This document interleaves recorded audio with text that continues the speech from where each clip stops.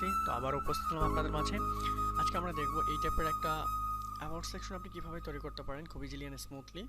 এক ক্লিকেই বলতে যে আমরা এগুলো তৈরি করব, কারণ যেহেতু আমাদের হাতে সময় থাকে না ডিজাইন করার জন্য, সেক্ষেত্রে আমরা খুব দ্রুত কিভাবে ডিজাইন করা যায় বা দ্রুত কোন মাধ্যমে আমরা ডিজাইনগুলো করতে পারি সেই অ্যাক্সেসটাই আপনাদেরকে দেখাবো।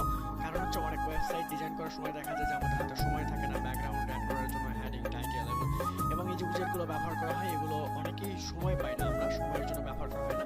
তো চলুন আমি এক ক্লিকেই দেখাবো এগুলো কিভাবে আপনি হেডিংগুলো বা এই যে অ্যাবাউট সেকশনটা এখানে তৈরি করা আছে অ্যাড করতে পারেন। ওকে, সো আমি এটাকে আপাতত রিমুভ করে দিচ্ছি। দেন আমরা ফার্স্ট অফ অল এলিমেন্টরটাকে এবং ইভেন্টর যেটা আছে ইনভেন্টর এটাকে আমরা ইনস্টল এবং অ্যাক্টিভেট করে নিব। জানি এটা বেসিক জিনিস আপনি পারবেন, এবং এলিমেন্টরটাকে অ্যাক্টিভ করে নিব এবং যেই পেজটা আপনি এডিট করবেন সেই পেজে চলে আসবো। দেন এখানে ক্লিক করে দিব ইনভেন্টরে, তারপর এখানে আমরা ফ্রি বক্স ক্লিক করব, আবার ক্লিক করে দিব, তারপর একটু স্ক্রল করে নিচে চলে আসবো। আসার পর এখানে দেখতে পাচ্ছি about video heading and copy, এটাকে আমরা ইনসার্ট টেমপ্লেট করে দিব, ক্লিক করে দিব। এটা কয়েকটা সেকেন্ডের ভিতরে এটা ইমপ্রুভ হয়ে যাবে। দেখতে পাচ্ছেন এখানে ইমপ্রুভ হয়ে গেছে।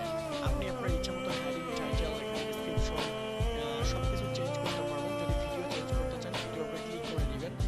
যাওয়ার পরে যে জিনিসটা করতে হবে, ভিডিওর উপরে ক্লিক করার পরে এখানে ভিডিওর যে আপনার এখানে যে বোর্ডের পাশে দেখতে পাচ্ছেন লেখাগুলো, এখানে আছে সোর্স কি হবে আসলে, video, dynamics, save word and YouTube. So আমি ইউটিউবে ক্লিক করে দিচ্ছি।